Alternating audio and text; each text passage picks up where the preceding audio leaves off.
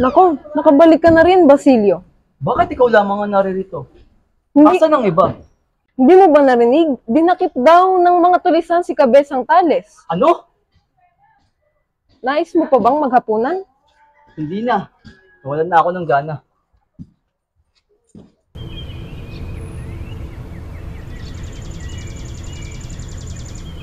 Ina, matagal na panahon na simula nung ito'y pumanaw. Marami na nangyari sa akin. Ako'y nagpaalila para lamang makapag-aral. Salamat kay Kapitan Tiago at nakapag-aral ako sa San Juan de Letran. Ngayon, ako'y nag-aaral na sa Ateneo de Municipal sa kursong medisina. At 2 buwan na lamang, ina. May kakasal na ako kay Huli. Ngunit paano? Paano pa ako may kakasal sa kanya? Ngayon na nakakulong na si Kabesang Tales. Hindi ba't si Simon na yun? Ang aking nakasagutan sa pagpapatayo sa akademya sa wikang Kastila.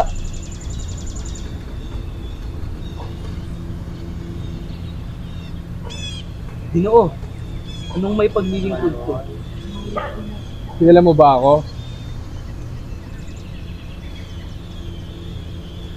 13 taon ako. Nung ilibing natin ang naiya ko dito.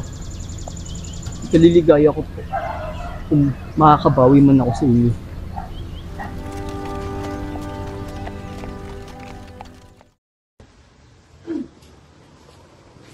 Pilkong, maaari ko po bang makausap muna si Huli? Tulungan ko na po kayo.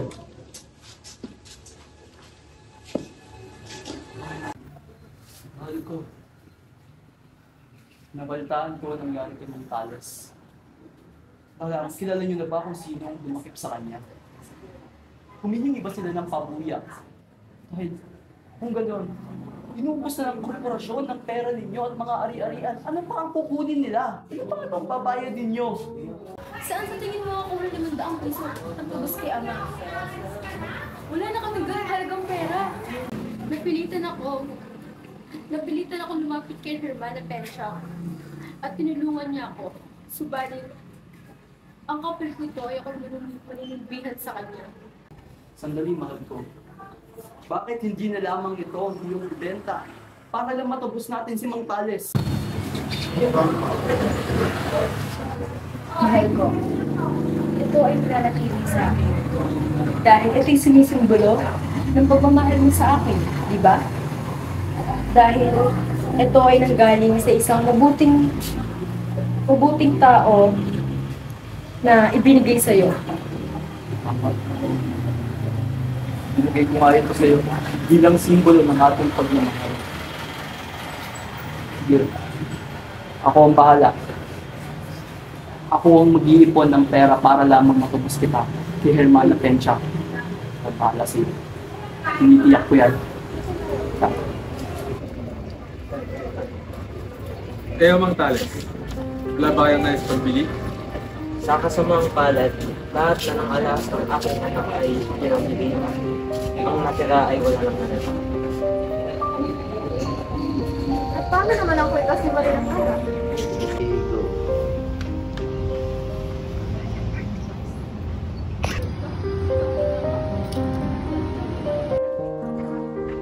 Kumusta mga kaibigan? May dala akong isang magandang balita. Ano yun, kaibigan? Kanina ay nakipagkita ako kay Padre Rene. O siya, maupo ka muna rito. Ipinaglaban niya ang ating panukala, ngunit marami pa rin ang tumutulong. Sino ang may hawak ng ating kapalaran? Si Don Custodio, nasa kamay niya ang ating panukala. Ngunit paano kung hindi siya pumayag? Kaya kailangan natin siyang kaibigan. At sa paano para naman natin yun gagawin? Magandang tanghali, Ginoo. Maaari po ba kayo makausap ukol sa panukala naming mga estudyante? Ang pagpapatayo ng akademya ng wikang Kastila, narinig niyo na ho ba ito? Ito ba ang panukalang pinaglalaban ni Padre Rene sa Kapitan? Kamusta yun? Alam niyo na ho pala ito. Mabuti naman naging usapan. Pumayag na ang kapitan na kumbinsihin namin si Don Custodio. Iyon po sana ang pinunta ko rito.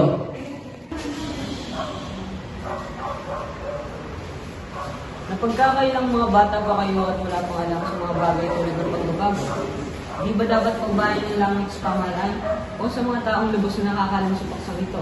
Mas marapat na hindi ka na makialam rito kung ayaw mo pahamak. Kung sa tingin mo ako'y naparito upang ipaglaban na ang sarili, ikaw'y nagkakamali. Dahil ako'y pumunta dito upang ipaglaban ang mga taong nasa mababang kalagayan. Bakit ba di niya na lamang biyaya? Sa nakapatagumpay na abogado? Ang kailangan ko lang gawin ay magpaalila sa mga pride at talikuran ng ating sariling bayan. Ngayon, tignan mo ako. Di ba't ganito ang iyong minanais? Kung dumating man ang araw na ako'y magiging katulad mo, ako'y hindi matutuwa dahil ang pagtalikod sa bayan ay hindi ka puri-puri, ngunit isang bagay na dapat ikahiya.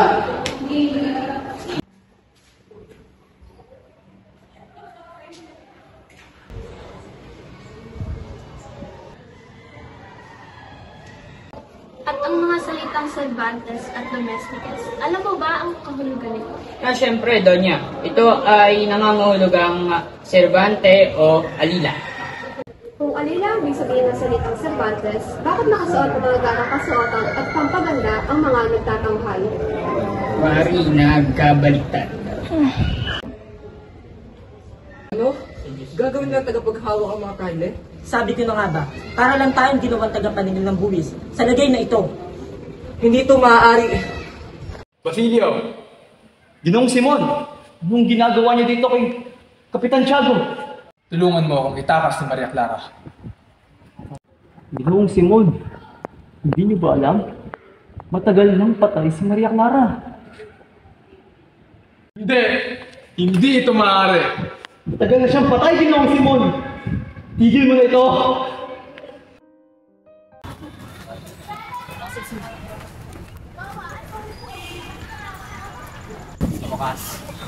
Sa wakas! Gayo, ano ang balita? Isang linggong walang klase. Walang klase! Ano? Paano naman nangyari ito? Ipinakulong ang mga kasali sa kapisanan. Adeo, samahan mo ako kala makaraig. Hindi. Bahala ka na dyan. Magpapakasaya ako sa linggong ito.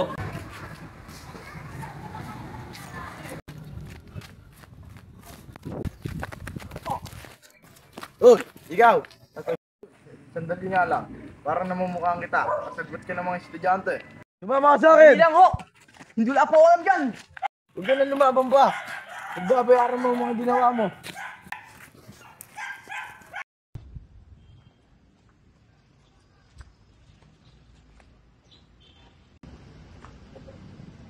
Uy, batid kong si Padre Camora ay malikot sa babae. Ngunit tandaan mo, narito lamang ako.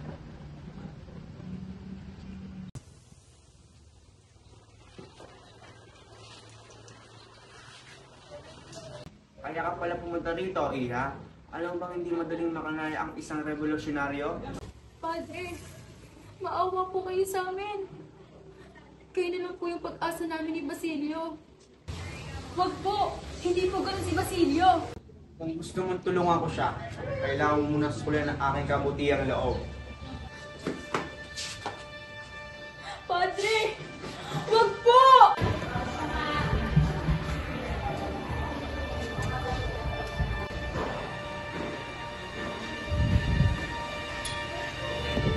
Ano yun? Ulit! Hindi!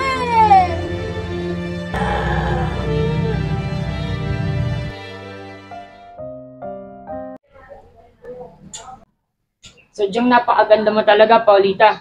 Talaga namang napakaswerte mo, aking mahal. Siyang totoo. Sadyang napakaganda rin ng pagkakaayos ng lugar. Tama ka dyan. Labis akong nagpapasalamat kay Ginoong Simon. Mahal ko, tila isa ang rosas na sumisimbolo sa ating pagmamahal.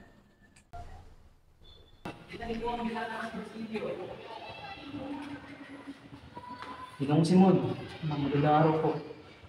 Mainang Basilio at nandirito ka na. Ginoong Simon, nais ko lamang pong magpasalamat dahil pinalaya niyo ako. At ang kapalit nito, sasama ako sa inyong himagsikan. Dapat lamang, Basilio. Dahil ito naman ang iyong trabaho. Halika't papakita ko sa'yo kung anong kaya ko gawin.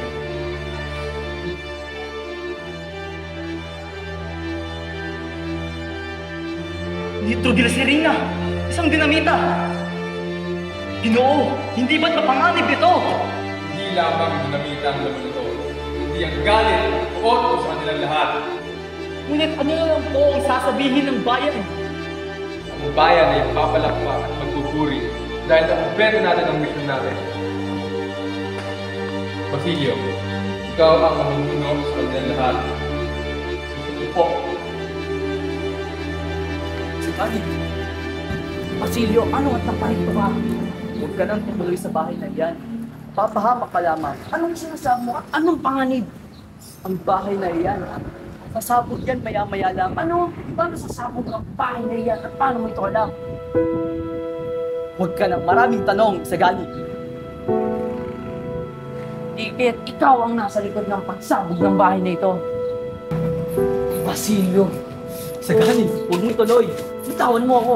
Mahal ko si Paulita at hindi ko siya isasakripisyo sa mga kaibigan mo. Sige, huwag.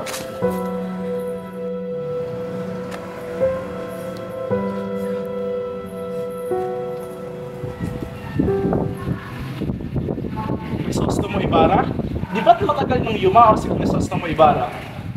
Hindi kaya't may nagpapanggap bilang si Crisostomo Ibarra? Padre Salvi. Padre Salvi, tignan mo ang pirmang ito. Di ba ito ang pirma ng kaibigan ng yumao? Patingin nga. Hindi. Hindi ito maari. Patay na siya. Ngunit, ang pirmang ito, ito ang pirma ni Crisostomo Ibarra. Ang anak ng lintiang Indiyong yon. Manny Tassel Pares? Iniibig ba na sabihin ito na mamamatay tayong lahat ngayon? Maaari tayong malason.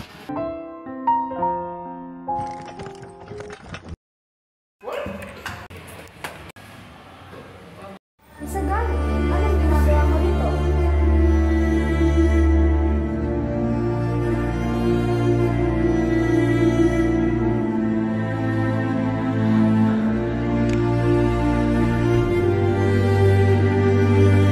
Simon! Padre, maaaring ba akong tulungan? Ano nangyari sa iyo? Ba't ka sugatan? Marami nangyari, Padre. Sige, pumasok ka muna. Simon, ba't parang namumutla ka? Padre, may aaminin ako sa iyo.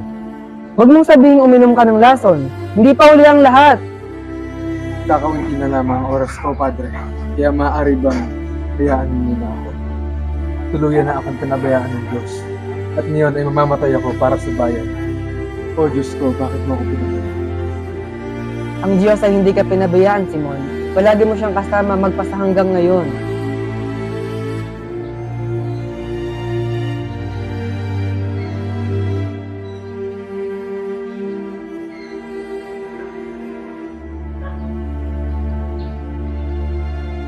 Gaya ng aking pinangako, aking itatapon ng perang ginamit sa dahas, kung saan wala na makikinabang nito. Sa mapait na kwentong ito, isang katotohanan ang lumilitaw. Si Simon, na dating Crisostomo Ibarra, ay nabigo sa kanyang planong paghihiganti. Dahil sa huli, ang tunay na pagbabago ay nasa kamay ng mga taong handang lumaban para sa kalayaan.